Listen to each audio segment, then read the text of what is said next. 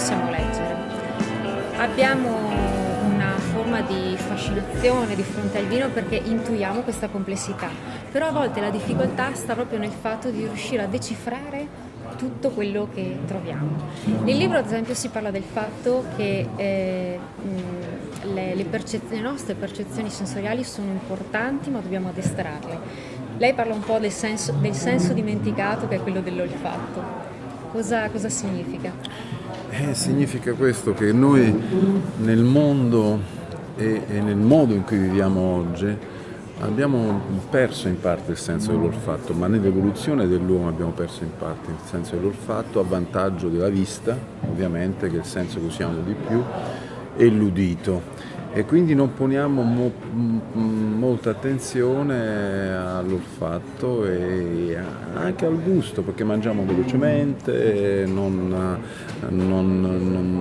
poniamo appunto attenzione agli odori, non usiamo, cioè tutto questo è un aspetto, come dire, che ci ha portato, viviamo in un inquinamento olfattivo, perché c'è una contaminazione olfattiva, quindi non c'è più una purezza dell'aria, non ci sono più zone appunto spesso pure dal punto di vista olfattivo, ed è ovviamente tutto ciò un peccato, perché, come dire, l'olfatto è fondamentale, perché senza appunto gli odori non riusciremo a riconoscere un risotto ai funghi porcini da un risotto ai frutti di mare, e quindi sono gli odori che appunto rendono bella questa vita. E noi dobbiamo assolutamente riscoprire l'olfatto, ma tra l'altro il vino è stato uno strumento straordinario per portarci alla riscoperta dell'olfatto, e tutto quello che voi fate come sommelier, come nella diffusione della cultura del vino ha aiutato, diciamo, gli uomini a riscoprire l'olfatto. Infatti io dico nel libro che c'è una prova sperimentale, secondo me evidente a tutti, della forza evocatrice del profumo del vino, perché il vino è l'unica bevanda o cibo che una volta appunto quando ci si avvicina, come dire, chiunque, anche un astemio, di fronte a un bicchiere, di fronte a un calice, immediatamente lo porta al naso e comincia a roteare. E questo dimostra che il profumo è l'aspetto più importante del vino. Questo non accade con una pizza, non accade con un piatto, non accade con il baccalà che abbiamo mangiato oggi, perché quando arriva un piatto annusarlo è un segno di cattiva educazione. Invece per il vino no. E quindi la dimostrazione che il profumo è la parte più importante, perché attraverso il profumo ovviamente un vino comunica l'aspetto più bello che ha reso magica questa bevanda a livello universale, l'ha reso universale, cioè comunica il territorio di origine, le vigne di origine, gli uomini che lavorano per produrre vino, i paesaggi associati e le bellezze che stanno intorno al vino. È questo che rende unico il vino tra tutte le bevande alcoliche. Sì, questo fa sempre poi parte del fatto che il vino va apprezzato, e apprezzarlo è una forma d'arte quasi, no? Bisogna educare proprio il nostro senso estetico in questo senso. E la cosa che mi ha colpito è anche che lei parla di questo aspetto, cioè dell'utilizzo dei nostri sensi e il fatto di addestrarci nel leggere le nostre percezioni sensoriali. Lo fa in modo tecnico, approfondito, ma anche molto divulgativo, nel senso che ci sono diversi esempi proprio figurativi, come ad esempio quello dei vini solisti e vini orchestrali. Questa è una cosa molto bella per noi sommelier, perché è in qualche modo una metafora davvero tanto efficace. Eh sì, perché è un argomento estremamente complesso, ma tra l'altro per come funzionano i nasi biologici, cioè, e quindi il naso umano in questo caso, ha la possibilità infinita di riconoscere percezioni olfattive. E il problema è che non riusciamo a comunicarle, a tradurle, perché questa infinita capacità di percepire odori diversi poi contrasta con la povertà del vocabolario. Questo è il problema, perché per poter tradurre un odore bisogna avere un vocabolario e quindi un hard disk molto ricco di odori memorizzati, quindi è un problema di memorizzazione degli odori.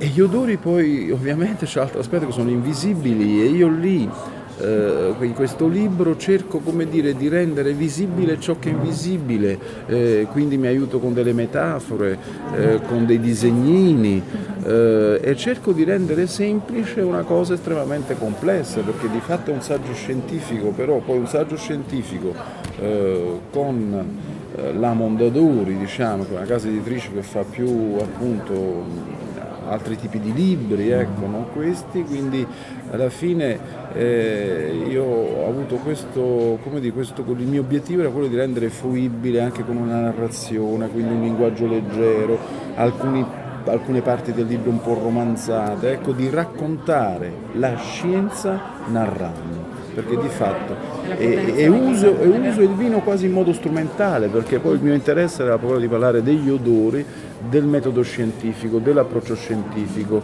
e del fatto che secondo me per comprendere bene a fondo le cose bisogna vivere permanentemente nel dubbio, cioè questa è la bellezza della scienza, e ne approfitto in diversi capitoli per raccontare tutto ciò. Allora, Luigi, diciamo che nella fase della degustazione l'esame olfattivo è quello più difficile, diciamo. Tu nel tuo libro parli di profumi orchestrali, come diceva. Cosa intendi? E cosa intendi? Che ci sono dei vini più facili da riconoscere, ecco, dei vini prodotti da uve probabilmente più fortunate, più ricche, che hanno qualcosa in più. È estremamente facile riconoscere un moscato, è estremamente facile riconoscere l'identità varietale appunto di un Sauvignon Blanc oppure di un Gewürztraminer, un Cabernet Sauvignon, un Cabernet Franc. Diventa un po' più complesso riconoscere a livello varietale, non so, la Garganica da una Ribolla, quindi un Vermentino da un Verdicchio, una Falanghina dal Verdicchio. Diventa un po' più difficile, perché in quel caso l'aroma del vino, quindi il profumo del vino, è dato dall'equilibrio di diverse molecole odorose, però nessuna di queste prevale in modo determinante sull'altra. E quindi un equilibrio complesso che, se stabile appunto, l'appassionato può memorizzarlo e ovviamente riconoscerlo. Questo è un aspetto importante. E quindi io distingo, diciamo, queste due categorie di vini, questa piccola che chiamo solisti, intendendo appunto, facendo questa similitudine appunto con la musica, in cui ci sono dei vini in cui c'è un gruppetto di molecole, 2 o 3 molecole che dominano su tutta l'altra parte dell'orchestra olfattivo e quindi ne consentono un immediato riconoscimento. E invece negli orchestrali non c'è il solista e quindi bisogna riconoscere questa armonia.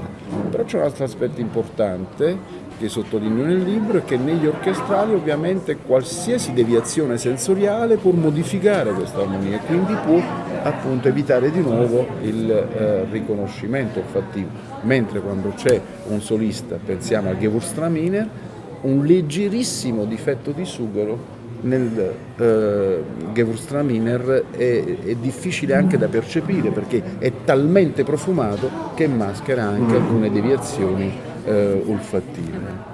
Allora Luigi, io le chiedo, questa sera noi abbiamo scelto 8 vini bianchi. La differenza olfattiva tra i vini bianchi e i vini rossi è enorme, perché nei vini rossi è ancora più complesso. È ancora più complesso perché la matrice è molto molto più complessa e l'aroma di un vino rosso è molto influenzato da tutto ciò che sta nella buccia, perché i vini rossi appunto vengono prodotti attraverso la macerazione e quindi è un po' più complesso. Iniziamo dai bianchi, perché io stasera, come dire, cercherò di spiegare in modo estremamente semplice proprio l'organizzazione del profumo del vino, quindi le basi scientifiche appunto del profumo del vino e facciamo questo esercizio sui bianchi proprio perché è un po' più semplice appunto iniziare dai bianchi. ritornerò forse Con molto l'anno piacere, prossimo, ti aspettiamo. se va bene questo, faremo quella dei rossi in futuro, ma dal punto di vista didattico c'è proprio una propedeuticità, è giusto iniziare con i bianchi fermi, che è molto più semplice, per poi passare a Un registro più una complesso. maggiore, a un registro più complesso, quindi i rossi.